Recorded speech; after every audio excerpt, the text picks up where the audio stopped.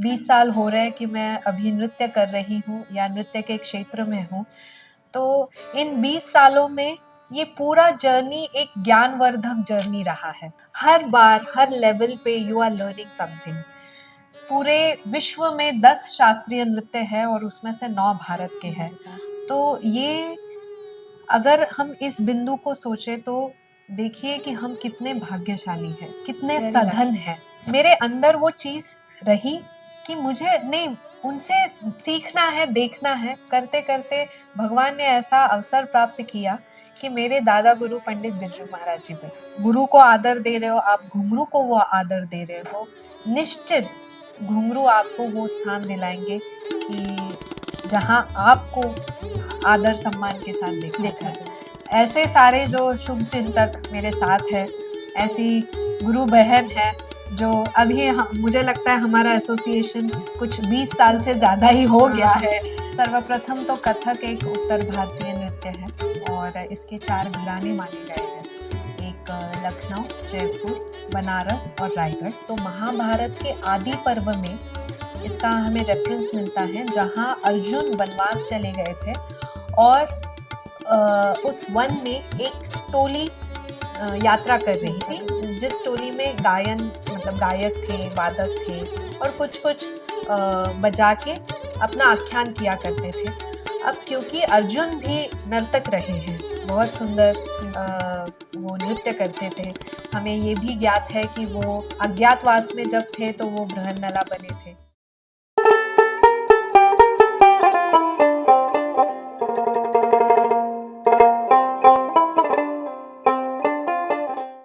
नमस्ते, मैं अनामिका, व्यूत्थाना की को-फाउंडर। आज हमारे बीच एक बहुत ही प्रसिद्ध नृत्यांगना डॉक्टर कन्नगी गोसावी जी हैं और ये हमारा सौभाग्य है कि उन्होंने इतना अपना कीमती समय हमारे लिए निकाला। सबसे पहले small welcome to her, thank you so much. और ये एक छोटा-सा हैंड पेंटेड कैनवस है। और अब मैं चाहूँगी इनको मैं हमेशा से कनु दी, कनु ताई, हम लोग ऐसे ही संबोधित करते हैं ऐसे ही बोलते हैं। तो हम लोग चाहेंगे कि आप कुछ शब्द, अपना जर्नी, डांस के प्रति आपका प्रेम, ये सब हमारे साथ थोड़ा साझा करें। बहुत बहुत धन्यवाद मेरी गुरु भगिनी अनामिका, जिसने इतना सुंदर व्यासपीठ बनाया है, जहाँ एक कलाकार अपनी नृत्य की यात्रा साझा करता है सभी लोगों के साथ। अगर मैं अपनी यात्रा के बारे में बताऊं तो सर्वप्रथम पापा ने महज एक क्लास के तौर पे मुझे नृत्य शिक्षा प्रदान करने के लिए सोचा था और it was just a hobby for me. But शनैः शनैः मेरी भाग्य की रेखाएं इतनी सज्जित हो गई कि मैं गुरुकुल में आई और मैंने गुरु पार्वती दत्ता से 16 साल तक कथक और ओडिसी नृत्य का प्रशिक्षण लिया। वहाँ जाके मुझे ये पता चला कि नृत्य सिर्फ एक बिंदु नहीं है, उसके कई सारे आयाम हैं। It is not just movements, but n number of things come under that, like चित्रकला है, शिल्पकला है, साहित्य है, इतिहास है। और आप जितने भी आयाम को छूने की कोशिश करो, हर आयाम आपको एक नई ऊर्जा, नया विचार, नया ऑब्जर्वेशन, नई सोच देता है। तो इन हर बिंदुओं को छूते छूते मेरा ये जो 16 से ज़्यादा अभी समय हुआ है, मुझे लगता है करीब करीब 20 साल हो रहे हैं कि मैं अभी नृत्य कर रही हूँ या नृत्य के क्षेत्र में हूँ। तो इन 20 सालों में ये पूरा जर्नी एक ज्ञानवर्धक जर्नी रहा है, हर तौर पर, हर पैमाने पर। जब भी हम सोचते हैं कि अरे ये मुझे आने लगा, उसके अलग क्षण, उसके दूसरे क्षण ये लगता है अरे मुझे तो कुछ नहीं आता है। So this journey is so interesting. बस इसमें ये होता है कि हर बार आपकी थोड़ी लेवल चेंज होती है। आप पहले विद्यार्थी होते हो, धीरे धीरे आप गुरु के समक्ष, गुरु के साथ खड़े होते हो थोड़ा सा सिखाने के लिए। फिर आपके परफॉर्मेंसेस होते हैं हर बार हर लेवल पे यू आर लर्निंग समथिंग। फिर धीरे धीरे आप जब सिखाने लगते हो तो वो प्रक्रिया मुझे बहुत भा गई, क्योंकि जब भी आप एक चीज सामने देते हो, प्रदान करते हो, उस आदान प्रदान में मुझे लगता है सामने वाले विद्यार्थी से ज्यादा आप खुद ही सीखते हो। करेक्ट। तो ये जो प्रोसेस है पूरा, this enchanted me and this has mesmerised me and it has kept me going till date, and that's why I am here in this field. और मैं बहुत मतलब एकजुट होके ये काम करना चाहती हूँ। मैं चाहती हूँ कि सभी लोग इस यात्रा का आनंद लें, ना कि do not set any targets कि नहीं मुझे डांसर ही बनना है और यही करना है, ऐसा ज़रूरी नहीं है। आप उसका आस्वाद लेते रहो। सबकी अपनी जर्नी है, सबका अपना पर्सपेक्टिव अलग है, सबका अपना आयाम अलग है। कोई इस बात के लिए ये सीखेगा, कोई उस बात के लिए सीखेगा, लेकिन ये सीखने से आपका जो जीवन प्रफुल्लित होगा, एक नई ऊर्जा, जीने की इच्छा, जिजीविषा हम जिसे कहते हैं, वो हमेशा आपके अंदर निरंतर बढ़ती रहेगी। तो ऐसा ये सुंदर एक देन भारतीय संस्कृति की हमें है। हमारी गुरु हमेशा यही कहती थी कि देखो, कहती है कि पूरे विश्व में 10 शास्त्रीय नृत्य है और उसमें से 9 भारत के हैं। तो ये अगर हम इस बिंदु को सोचे तो देखिए कि हम कितने भाग्यशाली हैं, कितने सधन हैं।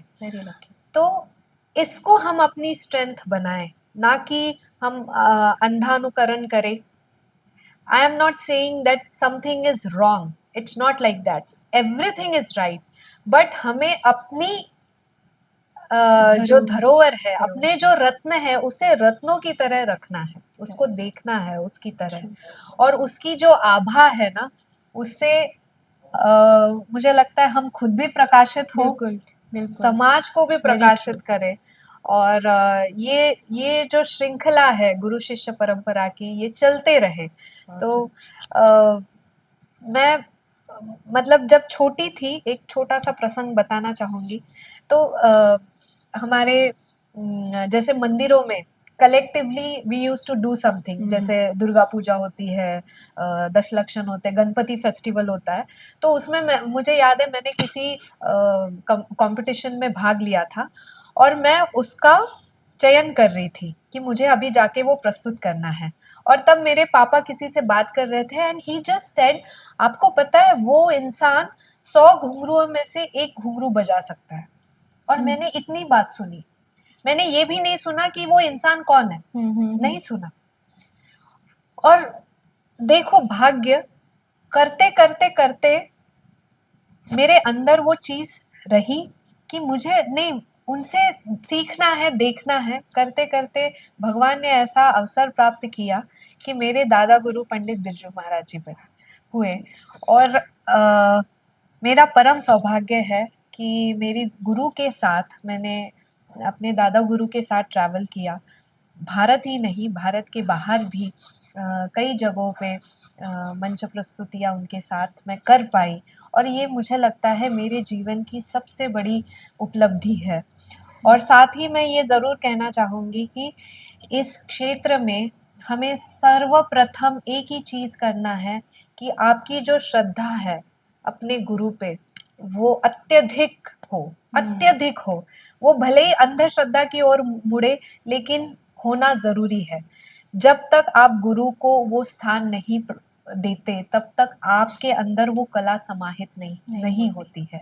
और आपका जो समर्पण है गुरु के प्रति, गुरु की शिक्षा के प्रति, कला के प्रति, वो निस्वार्थ रहनी है। वो किसी की स्वार्थ के साथ ना हो।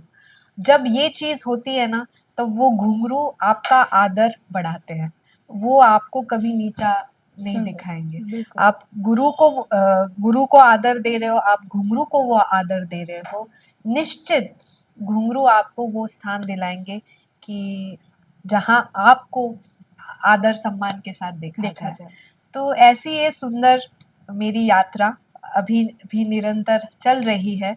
मैं गुरुओं से आशीर्वाद लेती हूँ और ऐसे सारे जो शुभ चिंतक मेरे साथ हैं, ऐसी गुरु बहन है जो अभी मुझे लगता है हमारा एसोसिएशन कुछ 20 साल से ज़्यादा ही हो गया है। So it's very nice, it's very interesting to know that she is also pursuing her art so nicely. और again coming back to dance, हमारे जैसे कलाकारों को उसने इतना सुंदर एक प्लेटफॉर्म बनाया है, तो व्युत्थाना को तो मैं बहुत सारी शुभकामनाएं दूंगी।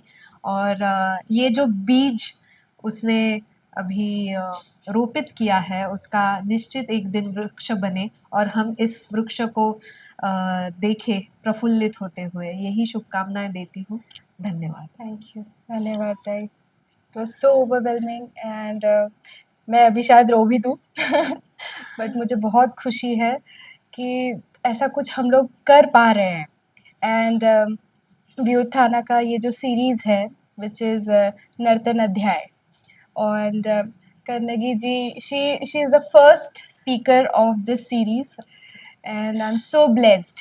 I'm so very blessed, and I'm so overwhelmed right now. कनिताई, मुझे ये जानना था, हमारे दर्शक भी शायद ये सोच रहे होंगे, ये कथक एक्चुअली क्या है, वो कैसे उसका रियाज आपके लिए इतना मायने रखता है, मतलब ये what is कथक?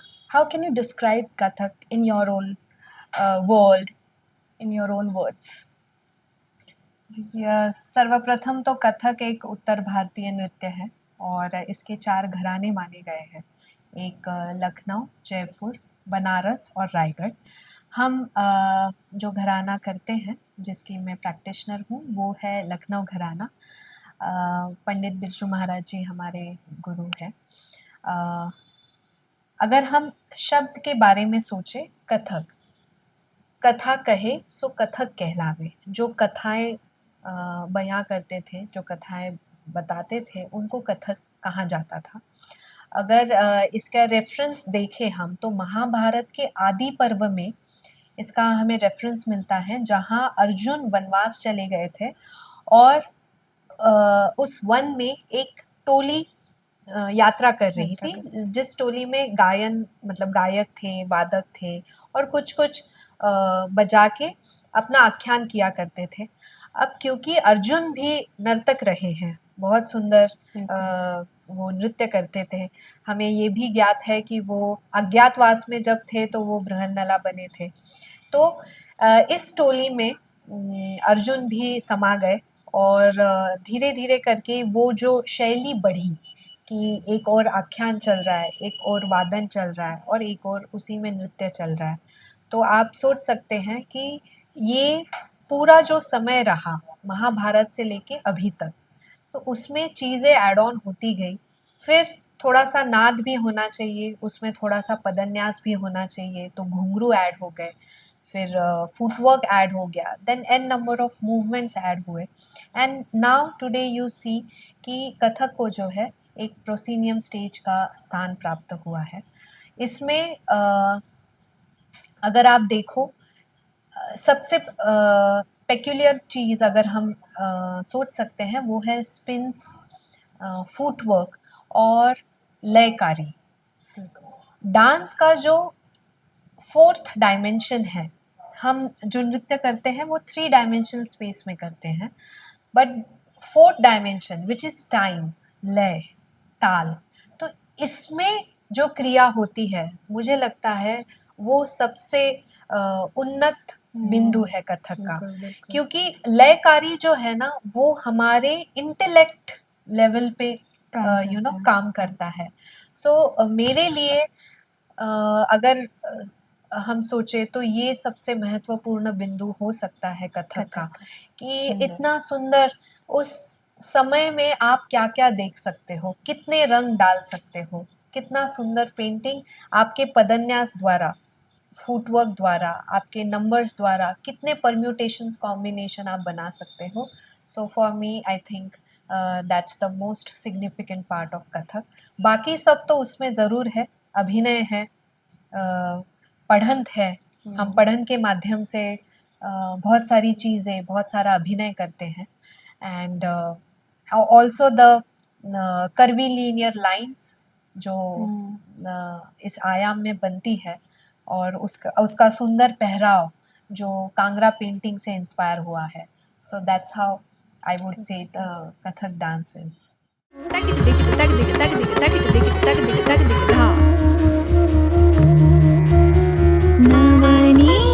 नवनीलनीरज समाननेत्रं मेघावरं युक्तं मुखपूर्णचन्द्रं शुभनासिका आसिकायुक्तदीपं तं गोमटेशं प्रणमामि नित्यं प्रणमामि नित्यम्.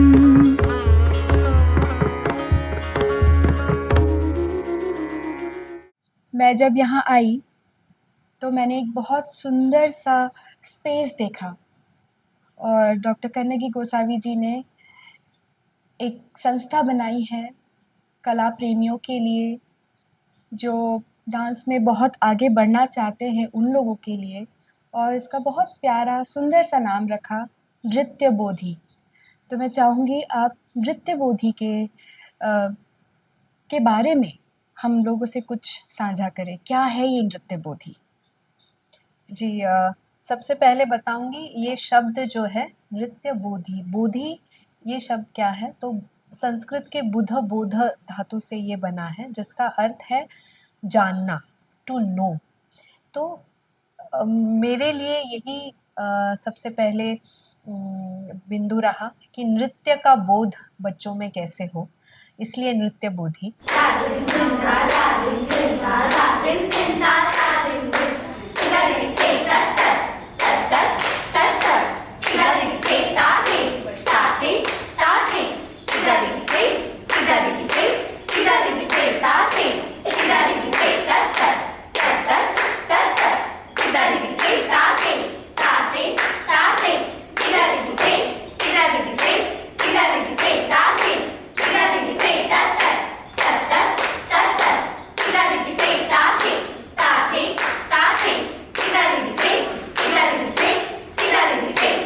इधर आजा, आजा. इनको ना सेकंड लाइन रखो. ये आजा इधर, दुपट्टे वाले इधर आजा. विद्या पहले लाइन का ता ही ता आ he ता. You are not changing your frame वही रहता है. तक इट घेनत तक, बस यहीं तक, एक्स्ट्रा नहीं करना. Okay, same with left. 1 2 angle, 3 4, ये हुआ सेंटर, वापस मध्य हुआ सेंटर. आगे सेंटर, आगे सेंटर, आगे सेंटर, आगे सेंटर, आगे सेंटर, आगे सेंटर, आगे सेंटर, आगे सेंटर, आगे सेंटर, आगे सेंटर, आगे सेंटर, आगे सेंटर. 3 स्टार्ट.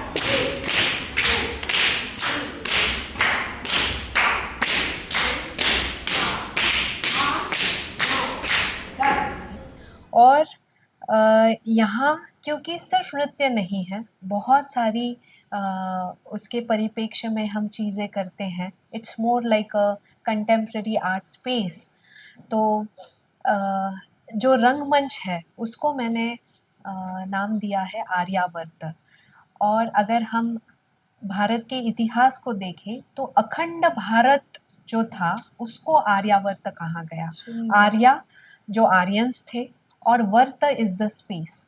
तो मुझे ऐसा लगता है, मेरी ये भावना है कि यहाँ जो है भारत एक अखंड रूप में प्रस्तुत हो, हर बिंदु उसका प्रगटित हो. और यहाँ हर तरह की कला, हर तरह का हमारा टैंजिबल हेरिटेज यहाँ बच्चे सीखे, हम उनके लिए वो अवसर बना पाए. और कला अनुरागी जो है, कला प्रेमी जो है, वो यहाँ अपने ज्ञान पिपासा को शांत कर पाए, यही मेरी भावना है इस संस्था के माध्यम से। धन्यवाद। सुंदर, बहुत सुंदर।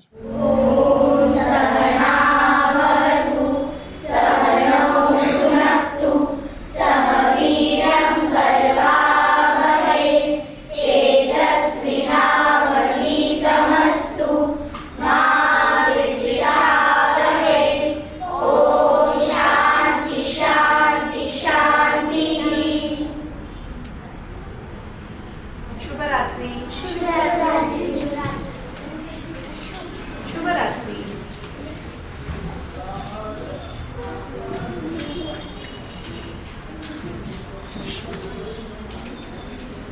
शुभ रात्रि। शुभ रात्रि बेटा।